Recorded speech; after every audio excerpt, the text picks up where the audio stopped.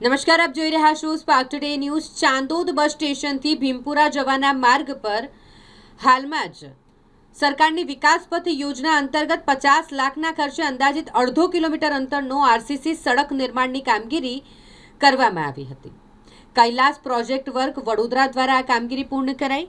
આ કામગીરી પૂર્ણ થયા પછી વાહનોની અવરજવર યથાવત થઈ, છતાંય આખી સડક પર માટી કપચીના થરનું સામ્રાજ્ય યથાવત રહ્યું છે। પાણી છંટકાવ માટે કોન્ટ્રાક્ટર દ્વારા સડક પર માટી કપચીના પારા કરાયા હતા, જે માટી કપચીના થર સડક પર જામી જતા વાહન ચાલકો ડિસ્કો રોડની અનુભૂતિ કરી રહ્યા છે, તો બાઇક ચાલકો અવારનવાર સ્લીપ થઈને પડી જાય છે, ઇજાગ્રસ્ત થાય છે। રોડ પર માટી કપચી જામી હોય દર 2 મીટરે વાહન ચાલકોને સ્પીડ બ્રેકર જેવી અનુભવ થાય છે। ઉપરાંત માર્ગની બંને તરફની સાઈડો પૂરવાની કામગીરી પણ હાલ તો અધૂરી જ જણાઈ રહી છે। નોંધનીય છે કે માર્ગના નિર્માણ સમયે કોન્ટ્રાક્ટર દ્વારા મનમાની ચલાવી હલકી ગુણવત્તાની કામગીરી થતી હોય નગરજનોમાં અસંતોષ પણ વ્યાપ્યો હતો।